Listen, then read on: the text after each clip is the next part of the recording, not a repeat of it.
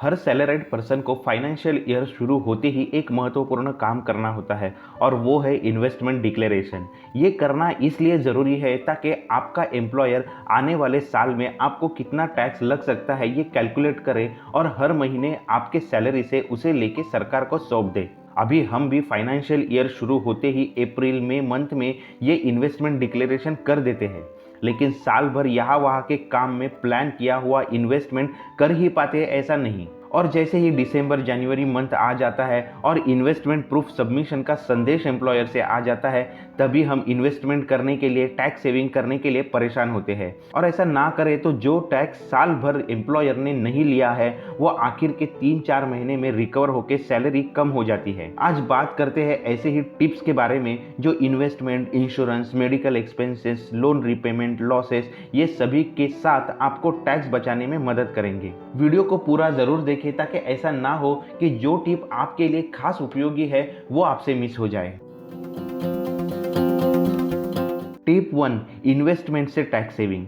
सरकार ने कुछ ऐसी इन्वेस्टमेंट बताई हुई है जैसे कि PPF, ELSS, NSC, NPS, FD etcetera, जिनमें अगर हम अपनी इन्वेस्टमेंट करते हैं तो इनकम टैक्स के 80C सेक्शन के तहत हम ये इन्वेस्टमेंट के लिए 1.5 लाख तक का टैक्स डिडक्शन ले सकते हैं। लेकिन ये ध्यान में रखने वाली बात है कि ये सभी इन्वेस्टमेंट लॉक इन पीरियड के साथ होती है और वो ईएलएसएस म्यूचुअल फंड की तरह 3 साल का या एनपीएस की तरह रिटायरमेंट तक का भी हो सकता है। टिप 2, लाइफ इंश्योरेंस प्रीमियम के साथ टैक्स सेविंग। अगर आप लाइफ इंश्योरेंस प्रीमियम पे करते हो तो उसमें हम 80C सेक्शन में 1.5 लाख तक टैक्स डिडक्शन ले सकते हैं। और ये बात महत्वपूर्ण है कि अगर कोई इंश्योरेंस पॉलिसी मैच्योर हो जाती है तो उसके भी जो भी मैच्योरिटी बेनिफिट्स है एग्जम्प्ट होते हैं, यानी इनमें भी आपको कोई टैक्स देना नहीं है। टिप 3, हाउसिंग लोन के साथ टैक्स बचत। ज़्यादातर सैलराइड पर्सन का होम लोन होता ही है और उसका काफ़ी इफेक्टिवली टैक्स सेविंग के लिए फ़ायदा लिया जा सकता है। एक तो साल भर में होम लोन के लिए जो भी प्रिंसिपल अमाउंट रीपे की गई है उसे सेक्शन 80C के अंडर 1.5 लाख तक टैक्स डिडक्शन मिल जाता है। तो दूसरा, जो इंटरेस्ट अमाउंट है उसे सेक्शन 24 के अंदर 2 लाख तक टैक्स डिडक्शन मिल जाता है। टिप 4, घर के लिए दिए गए रेंट से टैक्स बचत। अगर आप सैलरीड एम्प्लॉई है तो आपको एम्प्लॉयर से एचआरए जरूर मिलता होगा, अगर हाँ तो उस पर भी टैक्स डिडक्शन ले सकते हैं। टिप नंबर 5, हेल्थ संदर्भ से किए गए एक्सपेंस पे टैक्स सेविंग। यानी दोस्तों, अगर आप हेल्थ इंश्योरेंस प्रीमियम पे करते हो तो उसके लिए आप सेक्शन 80D के अनुसार टैक्स बेनिफिट ले सकते हो। अगर खुद के साथ अपने जोड़ीदार और बच्चों के लिए हम हेल्थ इंश्योरेंस ले रहे हैं तो उसके प्रीमियम पे 25,000 तक टैक्स डिडक्शन मिलता है। और अगर हमारे पेरेंट्स भी ऐसे हेल्थ इंश्योरेंस के अंदर है तो ये चार्ट की तरह हमें टैक्स डिडक्शन मिल जाता है, जिसे आप थोड़ा वीडियो को पॉज करके समझ सकते हो। हेल्थ इंश्योरेंस के साथ ही और एक कंपोनेंट है जो टैक्स सेविंग में सेम सेक्शन 80D में मदद करता है, जो ज़्यादातर लोग नहीं जानते। वो है प्रिवेंटिव हेल्थ चेकअप।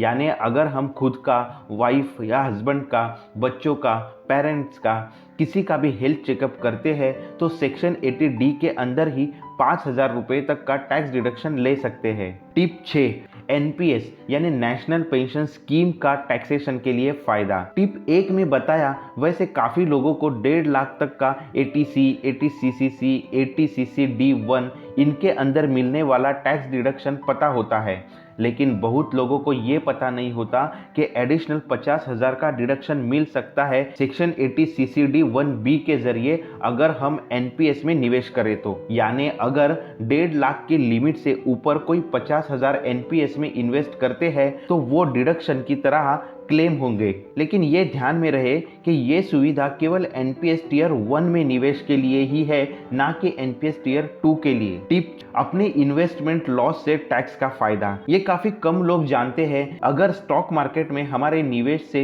हमें कोई लॉस होता है तो उसका फायदा हम टैक्स बचाने के लिए ले सकते हैं। वो 2 तरीके से। एक तो अगर हमारा कोई कैपिटल लॉस हुआ तो उसे उस साल होने वाले बिजनेस या कैपिटल गेन के साथ जोड़ के, या दूसरा, ये लॉस को 8 साल तक कैरी फॉरवर्ड किया जा सकता है। यानी आगे के 8 सालों में कोई गेन हो तो उसे जोड़कर हम टैक्स बेनिफिट ले सकते हैं, लेकिन डेफिनेटली इनके लिए काफी कंडीशंस लागू है, उन्हें भी हमें ध्यान में रखना होगा। तो दोस्तों, उम्मीद है आज के वीडियो से आपको कायदे से टैक्स बचाकर सैलरी को सुरक्षित रखने के लिए नॉलेज मिली होगी। किसी टिप के बारे में अगर आप और गहराई से समझना चाहते हो तो मुझे कमेंट करके जरूर बताइए। आपको वीडियो इन्फॉर्मेटिव लगा है, पसंद आया है तो इसे लाइक करें। चैनल को सब्सक्राइब करने के लिए आप कंसीडर कर सकते हो। बेल का बटन जरूर दबाएं ताकि नया अपलोड होने वाले वीडियो आपको नोटिफाई हो सके। दोस्तों, फाइनेंस और इन्वेस्टमेंट के रिलेटेड और कौन से टॉपिक पे आप वीडियो पसंद करते हो वो मुझे कमेंट करके जरूर बताएं। Thanks for watching.